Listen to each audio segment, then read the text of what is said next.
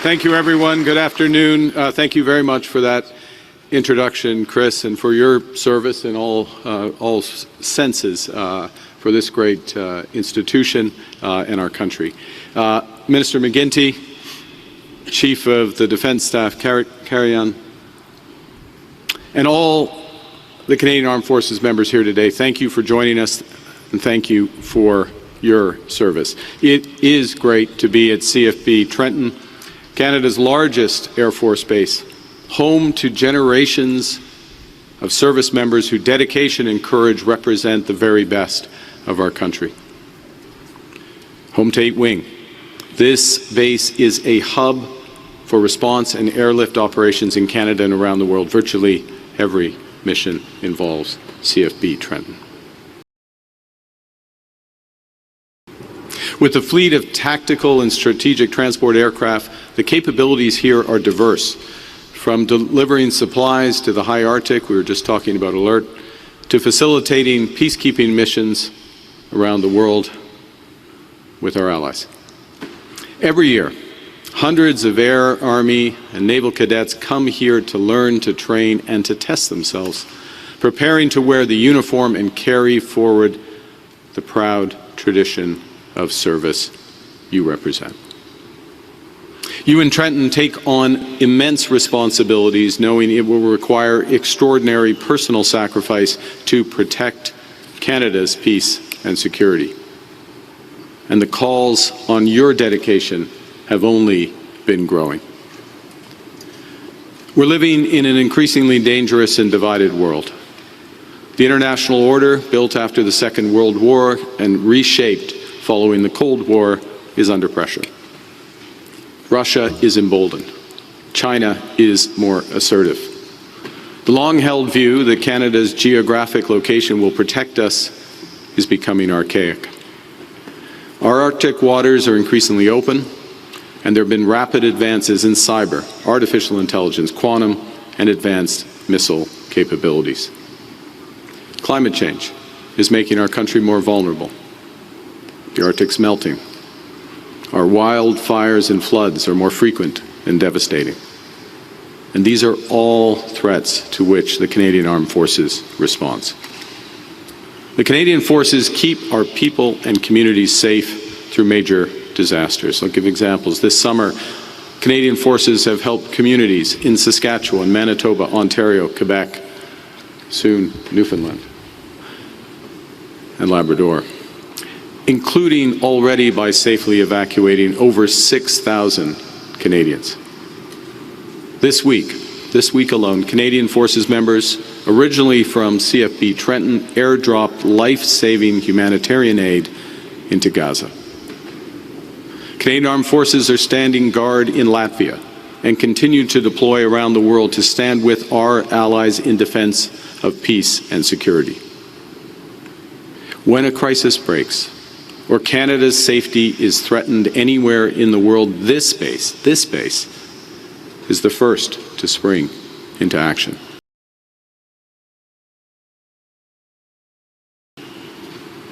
And from CFB Trenton, fallen heroes have been repatriated to their families with honor, carried along the highway of heroes, draped in the maple leaf, to be etched in our memories.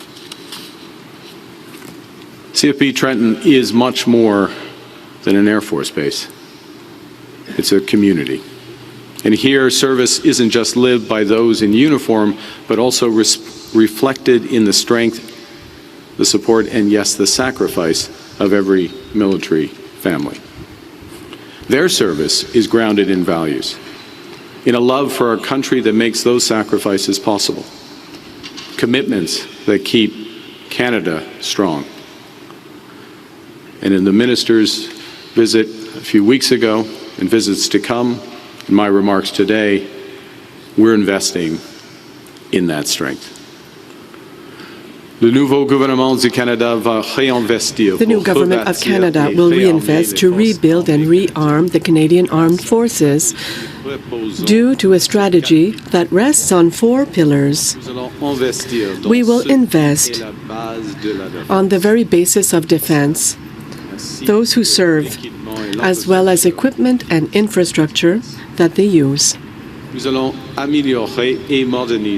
will modernize and improve our abilities with more combat vehicles, drones, airplanes, and detection systems. And we will also improve Navy ships. We will reinforce the Canadian defense industry, and finally, we will diversify the partnerships that Canada has with regards to defense. At the very heart of these investments, we have the men and women of the Canadian Armed Forces. Canadians have always been proud of our armed forces and respect your unwavering dedication. But just as we have taken our security for granted for too long we have relied too heavily on that dedication of women and men who keep us secure.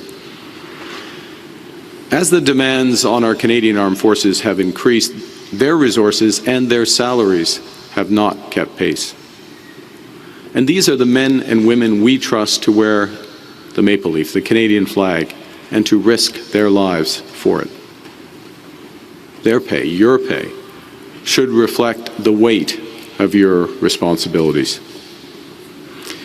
In Halifax a few months ago, I shared our vision to rebuild, rearm, and reinvest in the Canadian Armed Forces in order to protect Canada's sovereignty, to bolster our industrial capacity and create new careers for our workers. And at that time, I committed that Canada's new government would raise the pay of all members of the Canadian Armed Forces.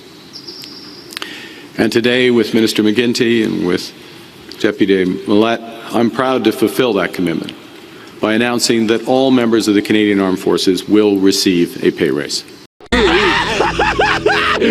Finally! Specifically, there will be an 8% raise for colonels and above, a 13% raise for lieutenant colonels and below, and a 20% raise in starting pay for privates in the regular force. These increases will be retroactive to April 1st of this year. There'll be increases on top of base pay, putting more money in the pockets of everyone.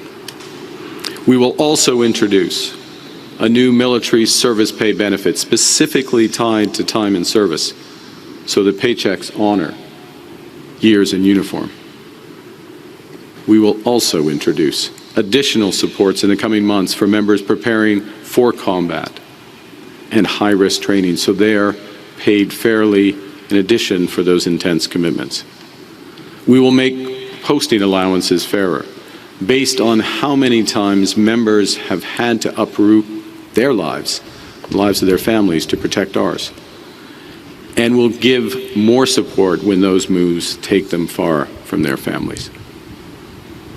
And if the members of the forces are called to serve here at home in a flood, a wildfire, or another disaster, we'll recognize that service with increased pay as well.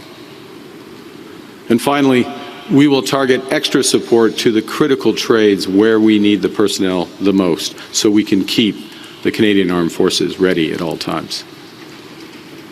These increases in pay and incentives will help us to revitalize and transform recruitment and retention, to bolster force readiness, and to ensure that members in uniform have the confidence and certainty that they need.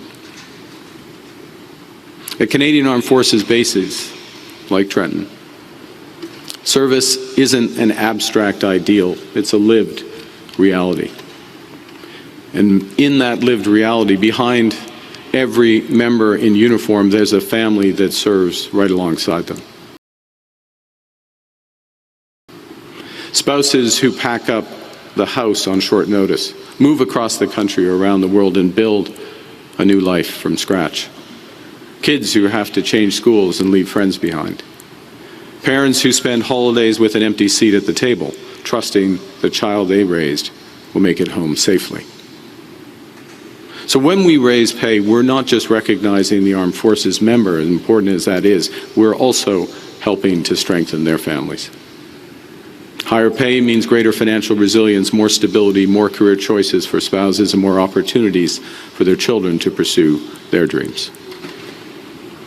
Lorsque les membres des forces armées seront When mobilisés CAF members ici will be au pays, mobilized here in Canada or overseas, they will be able to concentrate on their mission without any other concerns. That is how we're going to ensure that when Canadians are in distress, when our allies are crying out for help, or when our sovereignty is threatened, the Canadian Armed Forces will be ready. Now, in addition to the substantial pay raises, we're focused on providing our CAF members with the resources that they need and deserve. Canada's new government recognizes that our military infrastructure and equipment have aged, hindering our military preparedness. We recognize that only one of our 4 submarines is seaworthy, that less than half our maritime fleet and land vehicles are operational. So we're modernizing our military equipment and technology. We're building up our own defense and security industries and diversifying those international defense partnerships. With investments of over $9 billion this year, Canada will reach our 2% NATO pledge, 2% of GDP NATO pledge, half a decade before schedule. And we will further accelerate our investments in years to come. At the NATO summit earlier this year in The Hague, the Minister and I announced Canada's intention to meet the new defense investment pledge of 5% of annual GDP over the next decade, by 2035. And to put that into context, our total spending on defense and security will quadruple by the end of this decade relative to 2023-24 levels. Now, we are laser focused on ensuring that this spending has the maximum impact on behalf of all Canadians. That means working with the best partners. It means getting maximum value for money with the greatest benefit for jobs and economic activity here in Canada. And that's why in June we concluded the new EU-Canada Security and Defence Partnership to advance Canada's participation in the European Security Initiative and Rearm Europe plan. This will give us better access to European defence partners for our needs, and it will give our defence suppliers greater opportunities to help supply Europe's needs. We are also in the process of creating a new defense procurement agency to move at pace to get our armed forces the equipment that they need when they need it. And our investments in defense will expand Canada's industrial capacity so we can equip Canadian armed forces using Canadian steel, Canadian aluminum, Canadian critical minerals, Canadian cyber, and Canadian lumber. We will increase our security presence around the world, including to protect NATO's eastern flank, and by protecting Canada, we will protect NATO's western flank. Pour que nous puissions nous battre sur de nouveaux champs de bataille. So that we are able to prepare for the battlefield in unknown territory. This will allow us to defend each centimeter of our sovereign territory, to defend to the Arctic and even in cyberspace, so that our soldiers, our sailors, and our cyber specialists will have the necessary tools in order to protect Canadians, our interests, and our allies, so that our men and women in uniform are able to serve in confidence. So much of Canada's history has been written by those who served in our armed forces. As a country, we came of age at Vimy Ridge. We cemented our reputation as defender of freedom on Juno Beach and as a liberator of the Netherlands. Now that story continues to be written by heroes such as the men and women standing in this hangar. Those seated as well. Those chapters that they're writing, those chapters that are being written by the Canadian Armed Forces, may be new, but the theme remains the same.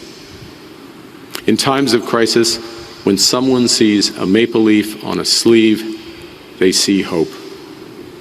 And they get help. So we're committing the resources so that the women and men of the Canadian Forces can deliver that help. Because at this hinge moment of history, Canada's leadership will be measured not just by the strength of our values, but also by the value of our strength. Thank you very much for your attention. I look forward to your questions.